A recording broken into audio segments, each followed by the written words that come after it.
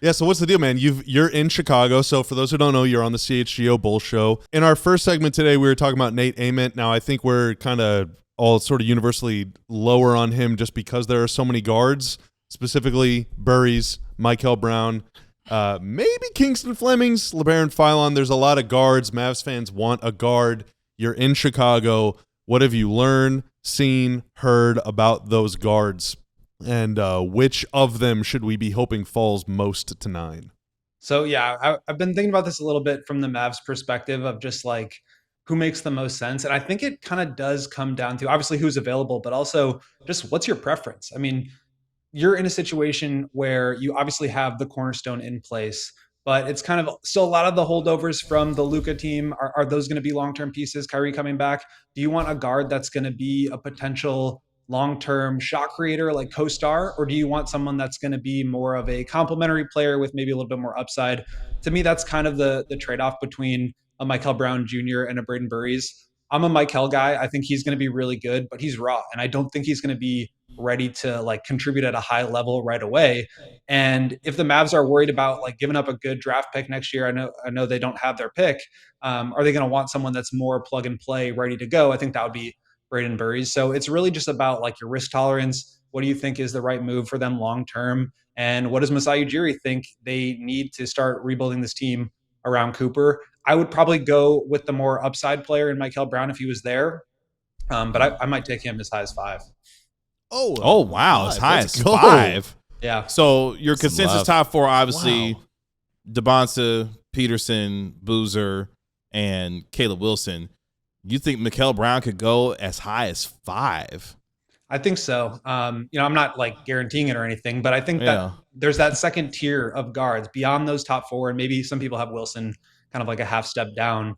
You have, Keaton Wagler from Illinois. You have Acuff, who I think a lot of people really love, but I have some questions about just like are small guards like him going to be able to survive the future of the NBA?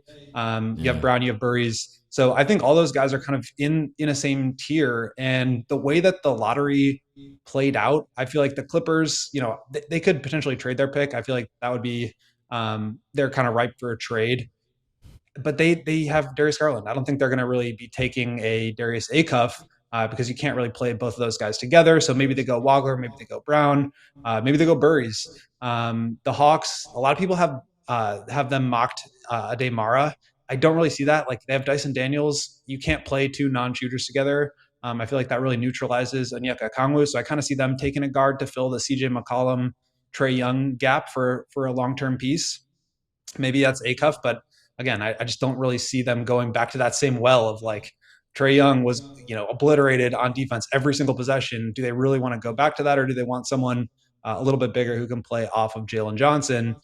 So it's just going to be kind of coming down to preference. But I think the Mavs are in a good spot. Honestly, similar to the Bulls, where it's like they're kind of towards the back end of a tier of players, and whoever's available to them, I think, is going to end up being the right pick because he's the best talent that's left in that tier. And Yaxel Lendeborg was maybe the second best player in college basketball last year, but he's the same age as like a second-year grad student. So just why should the Mavericks take someone that's going to be like 4 years older than Cooper Flagg at 9, but he's also a plug-and-play player? Again, I think it just comes down to like how serious are they about like trying to get out of the lottery play-in range next year to protect their pick. If that's really important to them and you want like a PJ Washington replacement long-term, you can do that and then maybe move him for a guard. They do have some good optionality that way. I know that the older lottery picks thing is a real question mark for a lot of teams, and I get why, right? Like he's older than Josh Giddey. We've talked about that on our show a bunch. That's like not a long-term building block in that way. The Bulls are in a different spot, obviously. But I mean, Yaxel didn't play. He played in JUCO for the first couple of years and was really good last year at UAB. But just with NIL and players coming back, I think you are just going to start to see older players being really productive. And he did everything that you'd want him to do. So I'm high on Yaxel. I think he's like incredibly talented, just incredibly physical. And that's really where the league is trending. That would be a crazy front court duo. I'd still probably go a little bit more upside if I'm the Mavs. But like I said, I totally understand if you want to go with like a little bit of a higher floor, and Burries and Yaxel kind of fit into that category. All right, well, let's talk. Do you got one? Oh, go ahead. I got to put on the sunglasses for this one. Yeah, go ahead. All right, let's talk about the bright future. All right, we love bright futures. We love sunglasses. This Futures Bright segment is brought to you by Shady Rays. Head to shadyrays.com. Use code SRDLLS at checkout for 50% off polarized sunglasses whenever you buy 2 or more pairs. Will, we love Shady Rays at All City. And one thing we also love is bright futures. Now, probably the brightest storyline of the Combine so far has been Cam Carr. The future is also bright for Baylor basketball. Our producer Tanner's a big Baylor fan. Sick'em or Caw or whatever they say. What do they say at Baylor? God, what? You gonna let him disrespect your school like Lord. that? UTD, we whoosh because we're comets.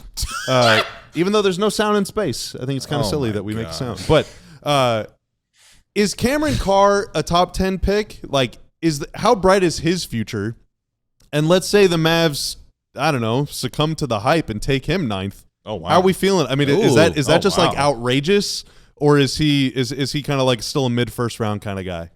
I feel like he's like every year there's somebody who rises at this time. And last year it was Cedric Howard. A couple years ago it was Jalen Williams.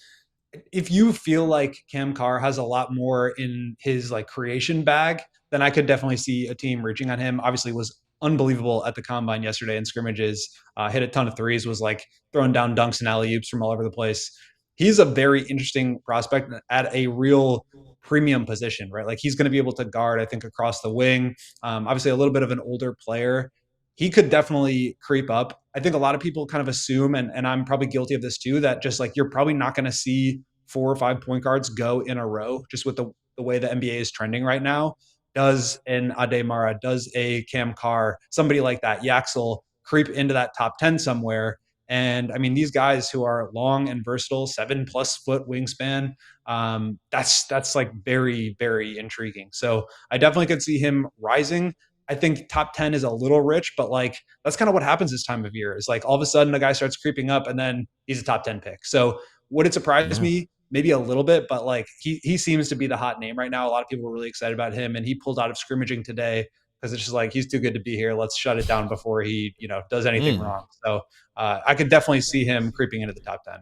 One more climber too, or maybe not even a climber, just kind of like a man of mystery. All right. We are now used to a lot of international players in the NBA and a lot of international players throughout the draft process, but this year it's mostly college kids, right? But there's one guy, Kareem Lopez, played overseas, played in New Zealand, I guess the Australian League or whatever. But what's the story with him? Yeah, I honestly have not watched as much of him just because, to your point, he wasn't in college basketball. But the league is building around the Cooper Flagg archetype, right? It's the 6'10" forward who can do it all, defend, dribble, pass, shoot. And I think Kareem kind of fits into that. And so somebody is going to reach on that, or somebody's going to feel very confident and comfortable taking him in the lottery. And again, I think that like once you get to 9 or 10, it starts to open up a little bit. And there's this big tier of players where it comes down to preference. And I think he will be in that group.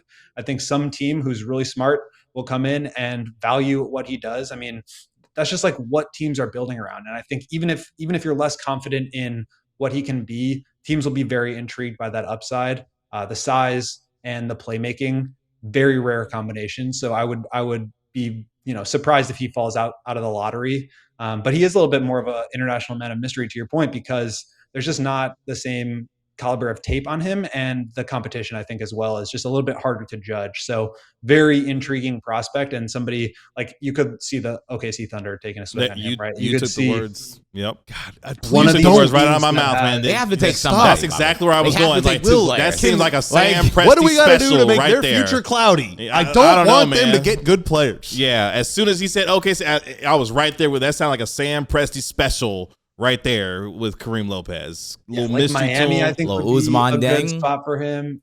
Yeah, exactly. Pokuševski. Miami, I think Charlotte. Like, there's a lot of teams in that range that have 2 picks as well, and like that's where you start to be a little bit more willing to take some of those risks. But he's very interesting at his size and his playmaking ability. All right, before we let you go, give me your hottest take out of NBA Draft Combine week so far this week. Oh, I might have already let mine go to you guys with Markel Brown potentially top 5. Good take. I guess I do. I'm again kind of biased against smaller guards. I feel like Acuff could be the exception to that rule. Like, he is just so incredibly impressive with the ball in his hands. The passing ability really stands out. Just going back and watching more of the tape too, I think he plays off the ball pretty well.